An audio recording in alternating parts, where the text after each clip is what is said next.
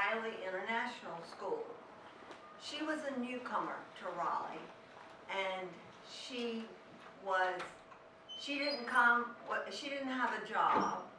She had a little red car with no air conditioning, and she had come from a rural area of Illinois, Effingham, Illinois.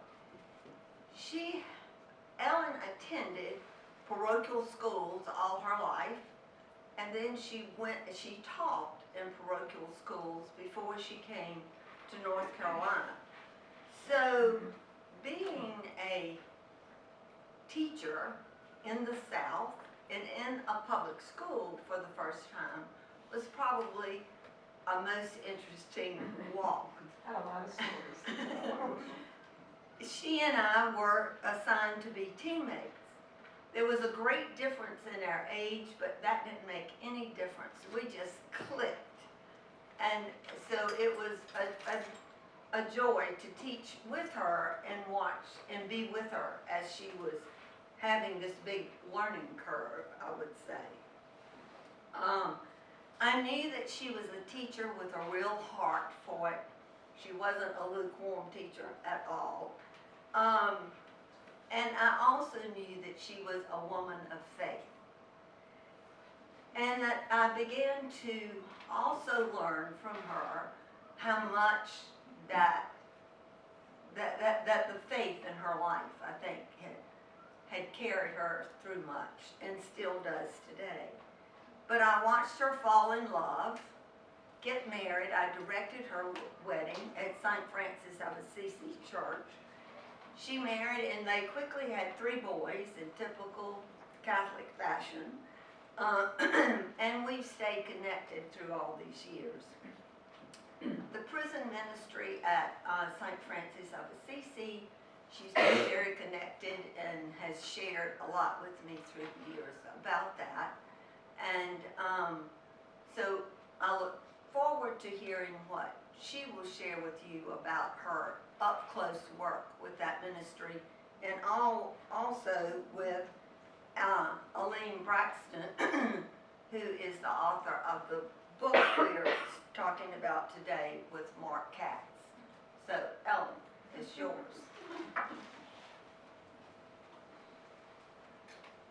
So I've never done anything like this before, other than standing up in front of students.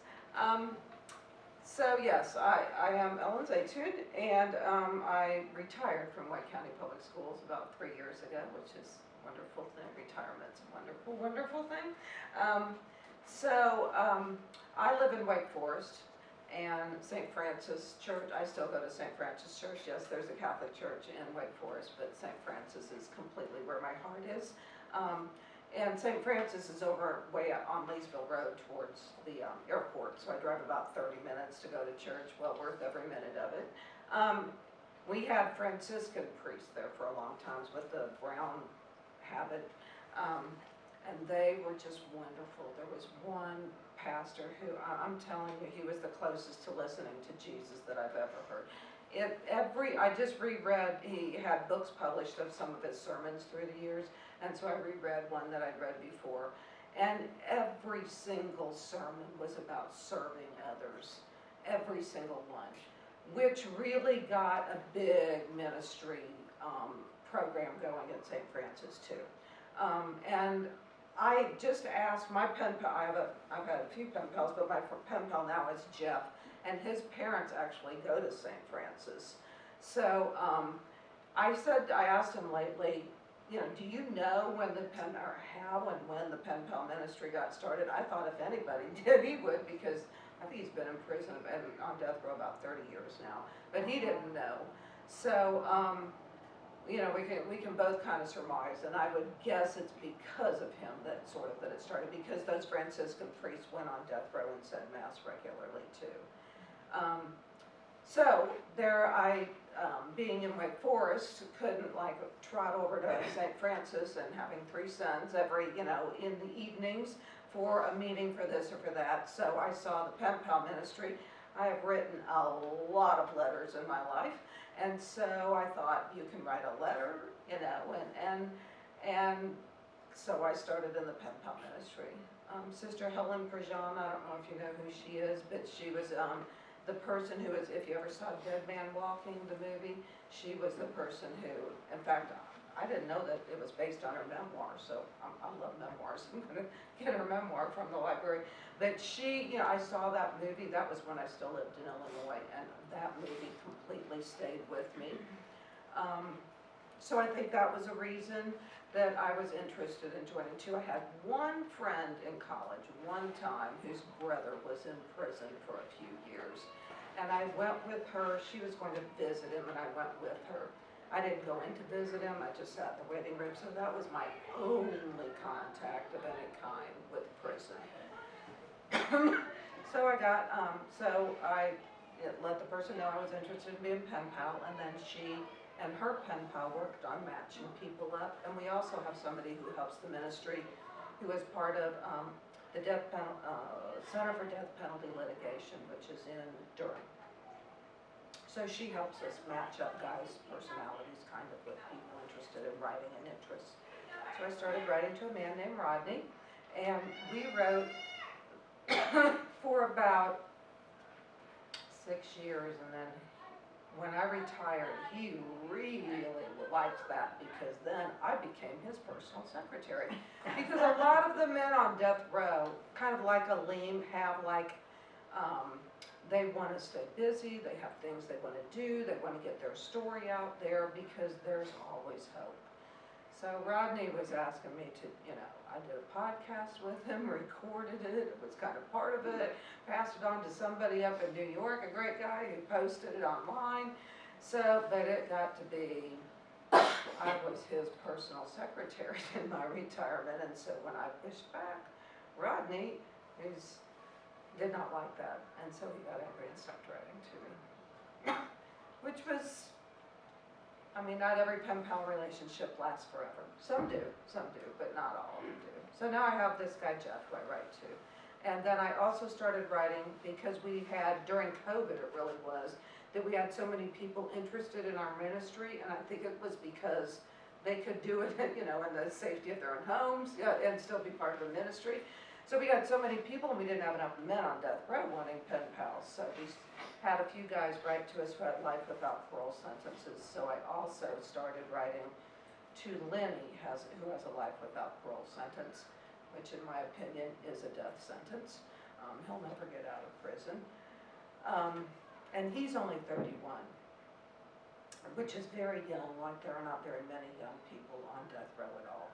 There aren't that many people I was looking up information, there aren't that many counties in the state of North Carolina that go for the death penalty.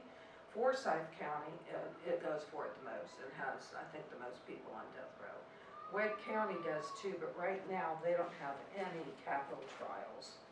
I was looking at a website. So Forsyth County is big. Wake has 10 people from Wake County are on death row,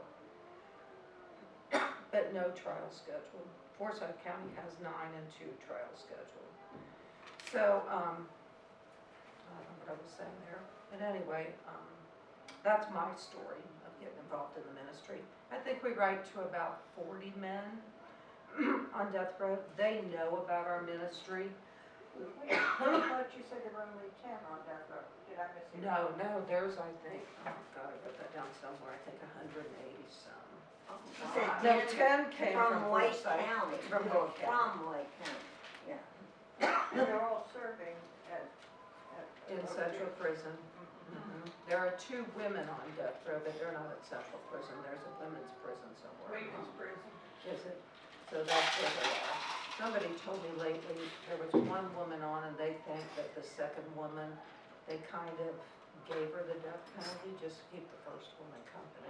Oh, my. How kind of them. Oh. I know. Hmm. I know, lots of unfairness. So I found a YouTube video of Aleem calling into a show. So I'll play a little bit of the YouTube video just so you can hear his voice to go with him. I think from the pictures in the book, I don't know why, but I think his voice goes with his pictures. With what he looks like. We can now, yes, I had a question. You've used their first names, which is fine, and I don't need to know their, but you do know all about them and their last name, or not? you mean, oh, who my pen pal is? Yes. Oh, most definitely. Oh, okay. Mhm. And when they write to you, they write to your home address? We can do it different. Some people, when I first started writing, I did not share my last name. Because, and this is really irrational in a lot of ways, but not because of my safety or my son's, but because I was a teacher. And I just thought, oh, what if parents would find out about this? So they can write to us at church, and then we have a mailbox at church that they can pick up, or we can pick up the letter. But now on letters, we have to put first and last name. Oh, thank you. This is just my body doing this. I promise you, I haven't been sick since before COVID. It's just a condition I have. One woman doesn't use her real first name or last name because her husband won't let her. Whole other story. But anyway, so some do, some don't. Now, I don't know that we're going to have that anymore because now we can text them, sort of. Well, it is like it. So they have tablets now in prison. And a big reason they have tablets is because the company that has the tablets and the prison make a lot of money off of the people in prison on these tablets because they have a few things they can do for free, but most of the stuff they have to pay for. So they now get mail on their tablets. They don't ever get to open an envelope, which I guess they never did really. They don't ever get to hold a letter in their hand anymore. And the reason they do that, so they say, is because, and I know this is true, there's a way to like soak drugs into the paper, I guess. Yeah, I mean, that's what I was told why they do that. So, but they never did get, like when I would write to Rodney, he did get the paper letter that I wrote. Then they changed from that to they printed out, like they made a copy of it and he only got a copy of it. And now it's on their tablet. So they can do that on their tablets. There are movies they can watch. I think watching a movie though is like $7 to watch the movie. They make phone calls now through their tablets. So they have their earphones hooked up to it. And now they even can do video visits. This has just started. But I think a 15-minute video visit is like $7, about that much for them. And I did look up online.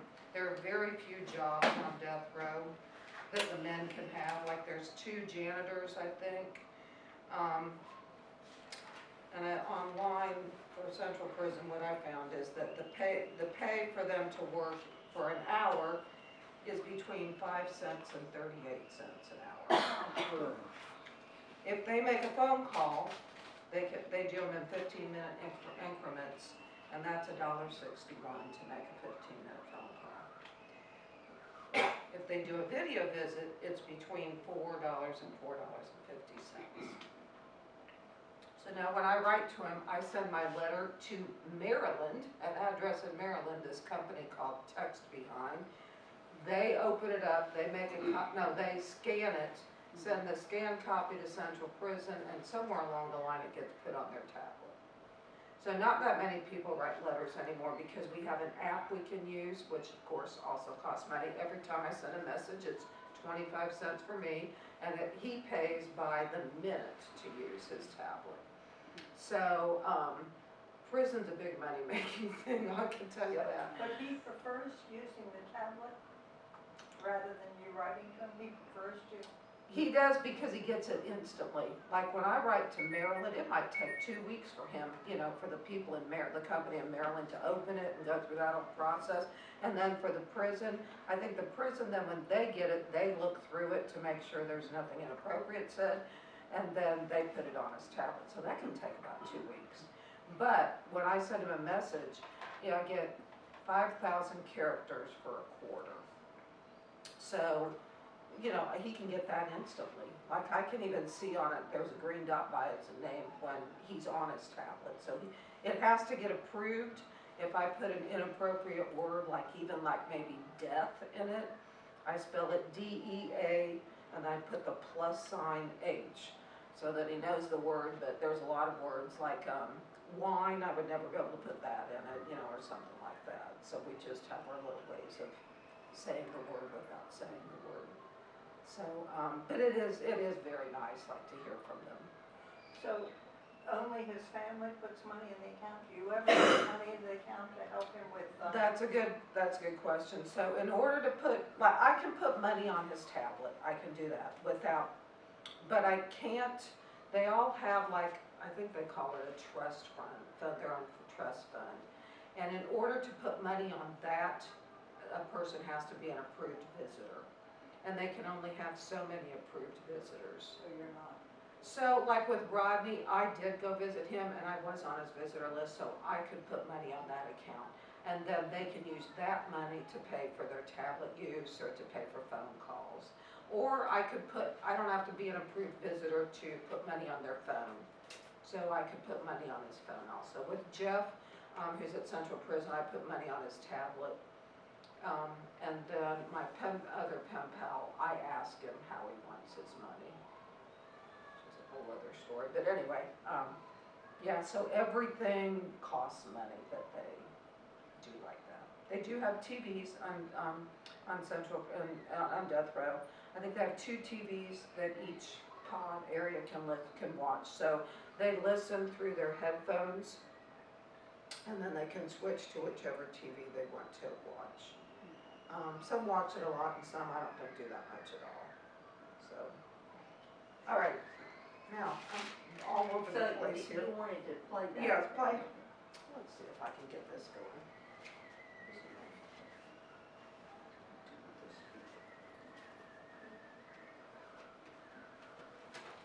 Hope I don't blast you. This is my son's. I'm no pro at this electronic stuff.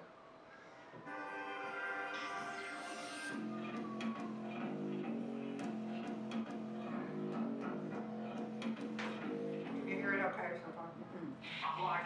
This is all you.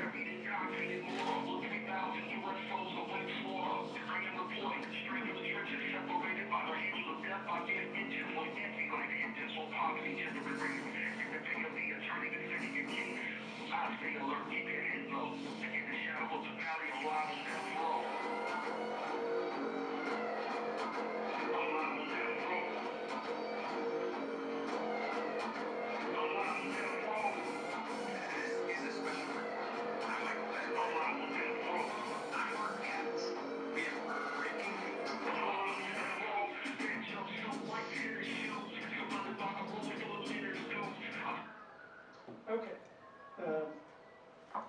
I'll just stop there for a moment. So this is Mark Katz talking, who he writes about in his book too, who's helping him do all of this. Now, if that like did nothing for you, you are right there with me. There is nothing about that that makes me want to listen to it, but you know, that's him doing it over the prison phone, and then people somehow this Mark Katz I think is associated with North UNC. You know, people who put it all together. So that, but now let's hear him talking. This is when he talks about Dreamville Festival. Do you know what I'm talking about? Right? Yeah, and it's Yes. coming up. Next week? Yeah. Is it? Okay, let me find where that is. Okay. This is the last year Dreamville will be here. Right. But it's coming back later. The last year? This will be the last year for a while. Tell him that. Recap. You know, back in 2019, part of this journey is at the Dreamville Festival, which is Nicole's, music festival that he had right here in Raleigh. And during the course of that festival, as you know, prior to that, I had been recording with Michael Betts, and we had, been posting music SoundCloud and all of my acapellas. And, we didn't have any beats, I didn't have any capability of coordinating with a producer to do. And anyway, when they was doing the Dreamville Festival, is in Sabor, I remember we was in his cell, and we were standing on top of the bunk. You know who Sabor is, right? Mhm. The man who wants to help get off death row. Looking out the window. And Okay, so when he says looking out the window, their window's about this big. I didn't know that they could actually get up and see out the window, because I have a sketch of what their cell looks like that one of the guys who did for his book. And I thought it was up too high. I didn't think they'd be able to see it, especially doesn't Sabor seem like a really little man to you? Yeah, they say that he was. Ali not so much, but he does to me. we was trying to hope we could just get some little piece of the sound of, maybe a firework that went off in the air, or some balloon or something from one of the festival boards, just to kind of see, because, Dreamville Festival is literally right across the street, there's a prison. And, so as we were looking out the windows, the irony of it just dawned on me at that moment, and I just looked at Sabor, and I said to him, man, it's crazy. They're right across the street at the Dreamville Festival. Nobody over there even knows that on the other side of the street, there's a man sitting on that road. And when I said it, that there's something just inspired me at that moment, and I said, next time they have Dreamville Festival, they're going to be saying your name from that stage and my name. And I just felt this incredible inspiration to try to make this music effort to just be from, just, do what I can do, to wave my arms. If somebody, is in need of help, and, he might not have any type of significant skills. He can't rap, he can't do nothing, to, generate attention to his case, to his cause. So, I felt like this is something that I could do. And, I was motivated by, my faith as being a Muslim. And there's a verse in the Quran that says that, taking a life, an innocent life, is like killing all of mankind. But to save an innocent life, like saving all of mankind. So, I know that, I'm guilty of, taking an innocent human life. And, in the record of the law, that, it was like I was guilty of taking all of the human life. And so I felt, well, if I could put forth some of my effort to try to save Sabor's life, maybe, in the eyes of Allah, that this would be some form of, making amends for the wrongs that I've done in my past. So, that became what inspired me and motivated me, on a whole nother level. And once I began focusing on trying to make what my music was about in connection to trying to do some good, to try to help another person, it wasn't self-serving, it wasn't for me, then it seems like all the doors started opening. Not long after that, I seen an article in the newspaper, about Mark Katz and the Beat Lab at UNC, and I wrote them in, and here I am today.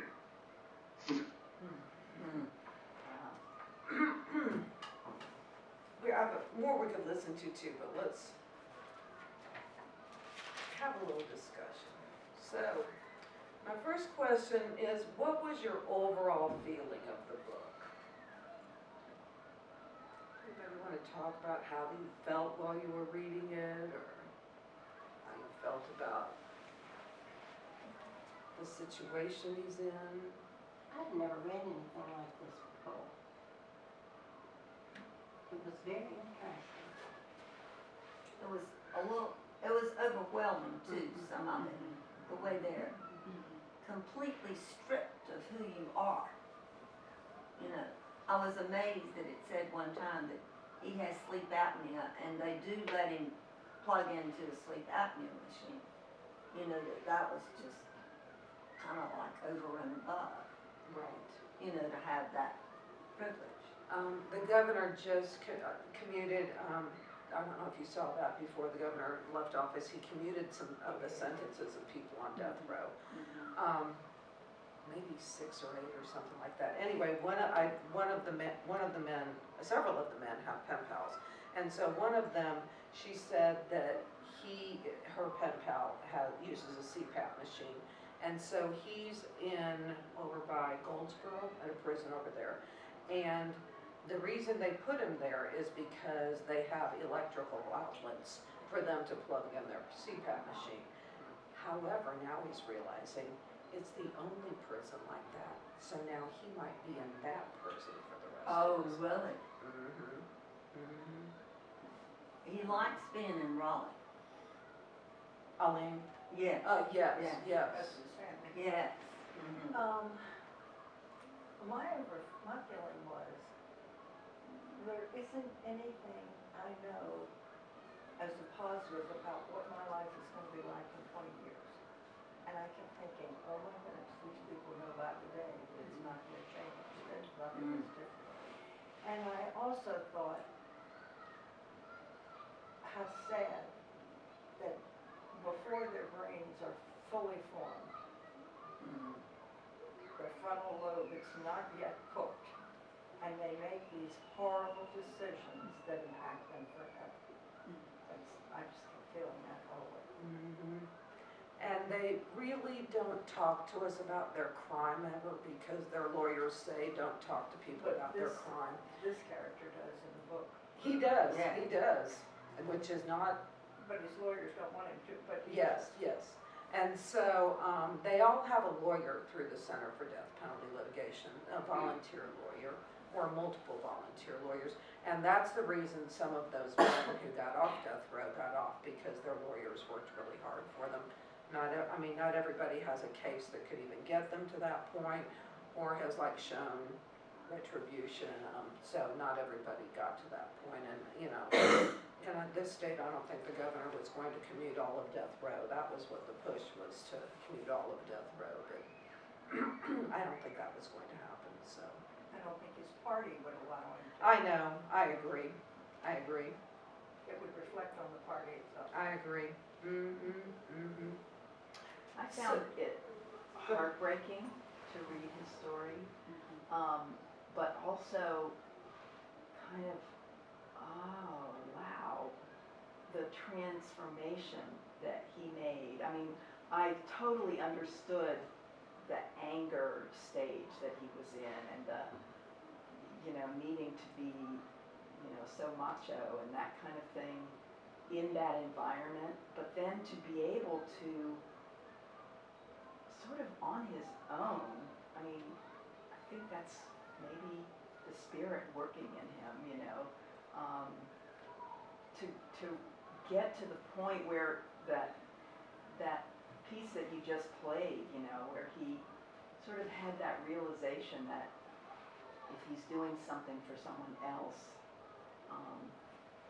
that's what it's all about, kind of thing. I don't know, it was really hard to read, but also, I'm really glad I read it. It just gave me a whole new sort of perspective. And now I've read so many what I call prison books, like since I've been doing this, if I see a book that's by somebody who's in prison, I've read so many that I can tell I'm getting kind of detached from. Now, the crime, not so much. Anybody can look up and see, like online, you can go to search for North Carolina's death row, you can find their name, you can find their prison number, and then you can go to another website and you can read about their crimes that got them there. So, now, like when we start writing, they say not to do that, but I kind of don't have a problem doing that because I feel like I can detach them from their crime. But at the same time, I just cannot even begin to imagine, what they did. And lately I said to Jeff, my pen pal, I said, "Are you ever relaxed?" And his response was, "No, really no." Yes. Are there some that the Franciscans or whoever is now Aaron people say, no, this one, we won't even offer him for $10,000 We won't even offer him to come to be a part of the program? and like go for I'm mass? thinking, I'm thinking like, what was his name, Hector, the guy who. Hannibal Lecter. Hector, Oh, Lecter. yeah, that's his name. Would that kind of person be matched up, or they, oh, with a pen pal. I don't think that has ever happened. But the woman who we work with, who is at the Center for Death Penalty Litigation, she's the one who would know about that. Like, there's a person who has a pen pal, he hasn't been in prison very long, and his crime was, I mean, despicable. Children were involved. And a man, they did match him up with a man. And this man who writes to him, like, cause the man who's on death row, and he's only in his 30s, I think. There haven't been that many people put on death row since I've been doing this. But he has tried to die by suicide. They have tears, and so he jumped off a tier and just messed up his body horribly. You know, and he has to live with this, but this man who writes to him is just remarkable. Because the guy in prison writes to him often, because he writes to him at church. So I see his letters, you know, like in the mailbox often. He's the only person this man has, is the pen pal at St. Francis. His whole family cut him off. So the only person he had. And so this man is generous with his money too and helps him out financially. So it's, you know, it's not, do I think about their crime? Yes. Now, like my pen pal Rodney, one time we were visiting, I did go visit him, and I think that was when he told me, yeah, it was when we were visiting, that when he was little, and he was the oldest of 3 brothers, and I think he was only 5 or 6, and his mom would go back to work maybe on Saturdays, and leave him in charge. This is in New York City, around New York City, in their apartment, you know, with him and his 2 little brothers, and they would take everything out of the closet, a little closet, and put the TV in the closet, and play prison. Ah, Oh, When he God. told me that, I was like, Rodney, what? I mean, I guess it was like people playing cops and robbers, sort of, but still, I mean, that's what, Yeah. oh, that's what they were growing up with. I know, because he knew people in prison. Yeah. I mean, you know, yeah, it's like so much is just completely out of anything I can imagine. Anything. You know, and there before the grace of God goes any of us, you know, we could have been a part of a family that. I guess I was Go ahead, Brenda, I'm sorry. no, I guess I was asking because some of the shows I watch on TV, some of them are really terrible psychopaths and sociopaths, and they manipulate people in getting into a relationship. That's why I was wondering about the screening. Like, and they, believe me, they do know how to play people. Yeah. They definitely do. And now, like most of the pen pals, I don't think have that happen. I mean, Rodney, you know, he manipulated me for sure, and I love it, you know, like to do, hey, will you do this, will you do this, will you email this person, will you know, to a degree. And they know how to, like, push buttons, and not all of them. I mean, there's a lot. There's some people who have just amazingly wonderful pen pals, like Jill, who used to lead the ministry and now goes to one of your branch Methodist churches. But she has just a wonderful pen pal, wonderful. You know, I don't even know. And, you know, I think so many of them are because of you know, their crime is because of mental illness. Right. And it's abuse and neglect when they were young. And it's also, you know, like Rodney had many men in his family who were, you know, older than him who were in prison too, so. I mean, it's sad. Sad, sad, sad. And here's something that I read just recently. The U.S. has 5% of the world's population. 5%. And we have 1/4 of its prisoners. Oh, that is just, And that is because of long sentences. I don't believe that we have more percent. I think that's why our percent's so high.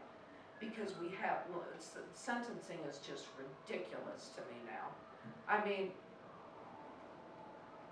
20 years would be a gift now to be in prison, only 20 years. There's so many that get life without parole, there are so many who get life. Life, they can get parole, but it's like, I don't think it's till at least 20 years. And most states don't even have parole anymore. So you just serve the whole sentence, and then you get out. Like our state, I don't think has a parole board. Have you ever heard of a parole board here? I don't think so. I used know we to. did. I don't know that we do anymore. I never hear about somebody getting paroled or, because I have a friend in Illinois who I talked to that I met sort of through the pen pal ministry. He was locked up for 47 years and just got out about 5 years ago. And he's part of just a little group of men, they're called C numbers in Illinois, that can get parole. He went before parole board many times. So locked up for 47 years and got out. And has done a remarkable job. He owns a condo now, and he's 74, something like that. So he's done a remarkable job. Here's another one that I read. Over the past 10 years, the number of, this is a North Carolina statistic. Over the past 10 years, the number of people over 60 incarcerated in North Carolina prisons has doubled. The state is struggling to keep up with the rising costs of caring for this aging Yes. population. Yeah. Because Jeff, who is my pen pal, he texted me one day and said, I just got back from having an MRI at UNC. That's where they go for their medical care, to UNC. And when they go, like Rodney went one time for something at UNC, and it scared, I thought he would love, like I said, what did you see, what did you think about cars now, and he was just really scared because he's shackled to the seat, and so all he could think about was if we have a wreck, like if this vehicle would catch Yeah. on fire, I'm gonna burn up, or whatever. So that's what his brain was thinking about so much. And men on death row wear red jumpsuits I think each level of security wears a different color of jumpsuit. But they all wear red, and everything, like the trim and everything on their doors is red, so they hate the color red. So, imagine being in a red jumpsuit and going to Chapel Hill for an appointment, and, there's probably 2 guards with them, and, yes. Do you find much remorse among these people? Because like with Rodney, no, I never did hear that. And I don't even, they really can't talk about their case, and I think I don't know if they try to put it behind themselves. Yeah.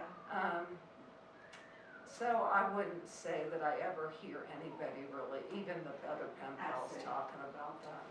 But Aleem seemed Aleem does, right. yes. That seemed to be one of the turning things, that he could see some Yes. hope in life instead of just yuck. Yes.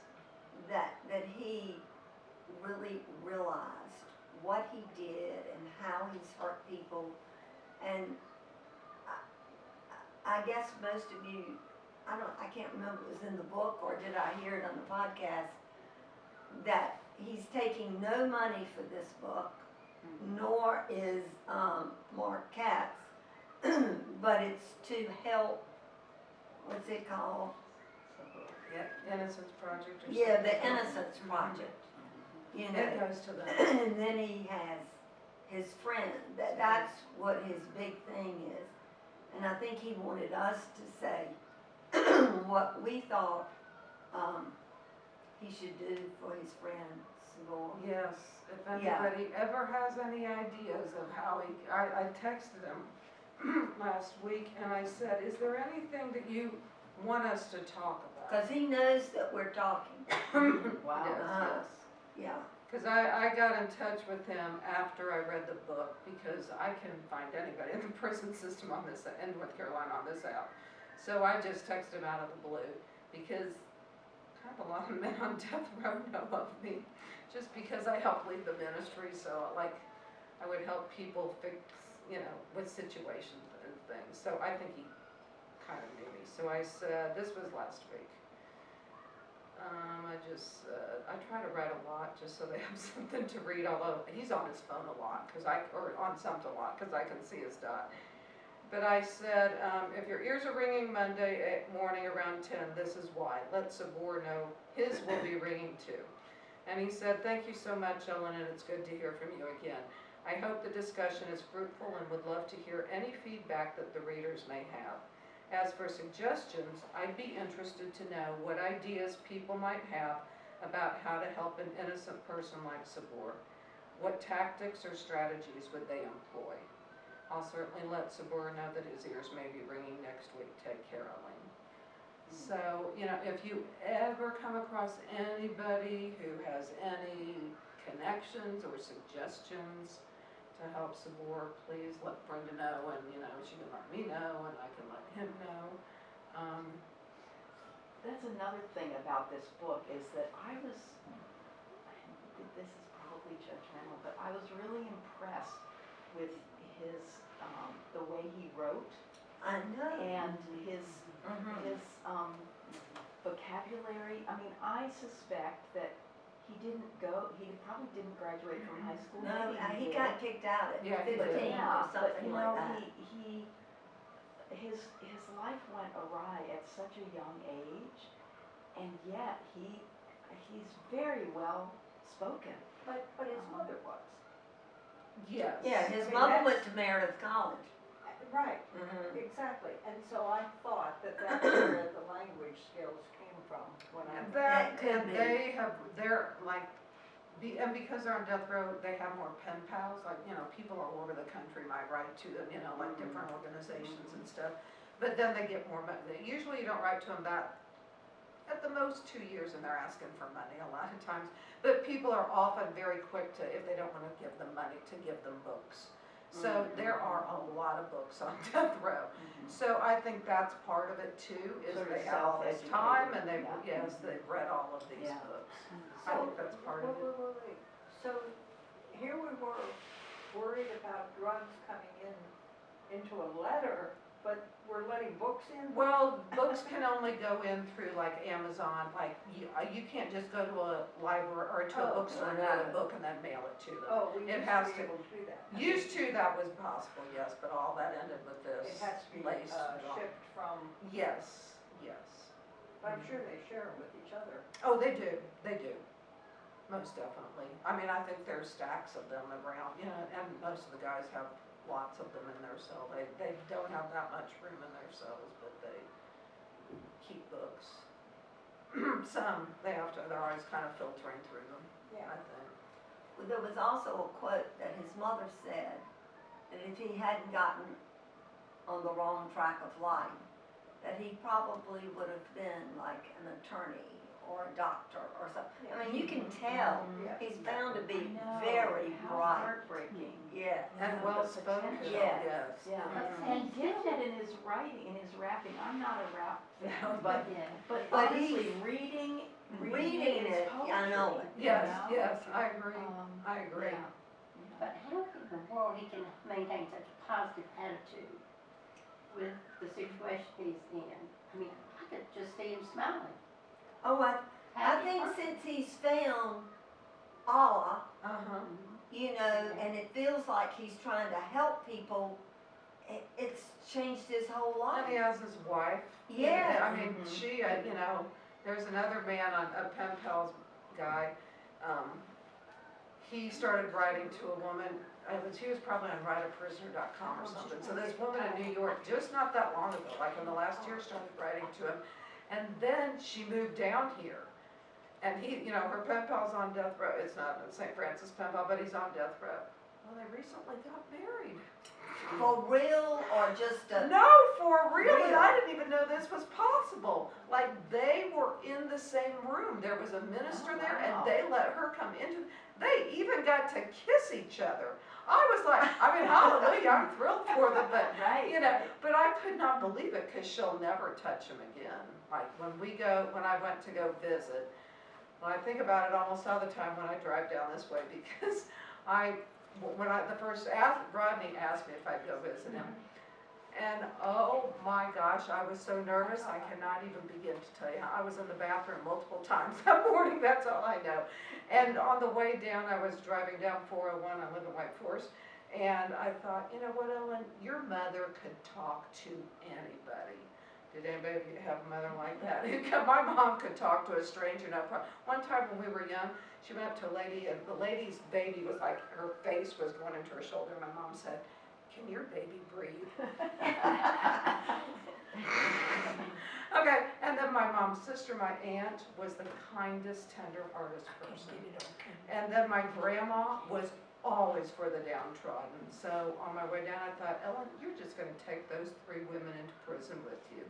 But it was, I mean, it was like, I didn't know it all, like Jill, who ran the ministry, she had done a write-up about what it was like to go in and visit, but every time's a little bit different because there are different workers there. But like when you go in, you go down into a little building that's below the big prison area, like right inside the parking lot. And you check in there, and then she said, okay, you can go on up now. And I said, where? I was thinking I was going to the front doors of the prison. I don't know what I was thinking. She goes, go up the hill. So I go up there, and then you have to dress appropriately, of course, and then you have to go through a scanner and take your keys out of your pockets and all that kind of stuff. Then you get in an elevator, and there's no buttons to push.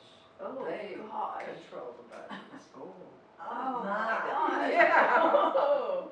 So then you go up to the next floor, and that's where, then you check in with another person, and they tell you what little booth to go in. So it's like a line of booths.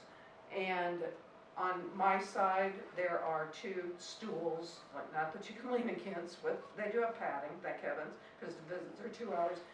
And then on his side, there's a stool, and he comes in his door, I go in my door, and then there's, what we visit through is a window about this big. And it has bars and plexiglass and chicken wire, and then I think bars on his side too, like Oh, Danish my bars. gosh. And then, like the plexiglass is like scratched up from people scratching on it, or, not cleaned often, so you're kind of always trying to look between the bars and the wire and the plexiglass. And then you talk, and below this window, there's a little grate, like a metal grate, kind of like with a divot, like a path under it, for your sound to get through. So it's not that easy to hear, and the stools don't get that comfortable. And how long did you say you stayed, 2 So hours? 2 hours, like you can leave early, but if you leave early, they just have to sit there and wait the rest of the time. Because Oh, they no, take all of them really? back to death row Yeah. together. Oh, wow. But it did get kind of cool, like as I got to know people, people on death row at least, so like if there might be another pen pal visiting, and so I could wave hi to her pen pal, but like we could never 4 of us sit there together or anything like that, so. It was interesting. I hope I'm going to get to go visit Lenny, because his mom is a not good mom. And she doesn't, she lives in South Carolina, and she never goes to visit. She went once lately, because his brother died. But I got on his visitor list, but I haven't heard anything more. He said, I think I'm on it. He gets upset with me quickly. Well, that's one of the good things about Elaine, is that he has a brother and a mother And a wife, and a wife. and a sister, no, a sister. No, his sister died. And that was one of the things I think that brought his heart to the forefront more, to think about how it feels to lose someone. And maybe that made him be more connected to the people that he had caused them to have that feeling. Because, I just think that they have to like cut off like part of their heart or something Yes. to know that they did that crime to God. Yeah. They just, it seems like they have to. But like, he admits it, but he's trying to help other people. So, I mean, that's his, they say when you're depressed, if you do something for someone else, it helps your depression. I believe that. So. And let me say too, that our death row is actually like a really good death row to be on. Like in Mississippi and Alabama and Texas, they are locked in their cells at least 23 hours a day. I mean, and it's like in Mississippi and Alabama, I don't think they have air conditioning in their prisons. In Mississippi now. So or Louisiana was bad too. So at least, our death row has, like they have air conditioning. In fact, they complain about being too cold. So because they each have like a vent in their room and it just blows all the time. I've read so many prison books, like if you read there's a lot of books that men in prison or women have written, and I have read so many, and a wonderful podcast, if you're a podcast listener, is Ear Hustle, which started out taking place in San Quentin prison, and it's a very well-known podcast now, and has won lots of awards. What's the name of it? Ear Hustle. That's what they call it when they're like always listening in. Ear Hustle. Mhm. It's a really good one. I'd start at the beginning if you listen to it. But like they just had on last week's, now the guy who started the podcast was part of the group that started it. He got out of prison, so they were having a contest outside of prison for guys who had been in the podcast in prison and are now out. The podcast has helped quite a bit of them. A few of them get out. Plus, it's a more liberal state. So they were having a contest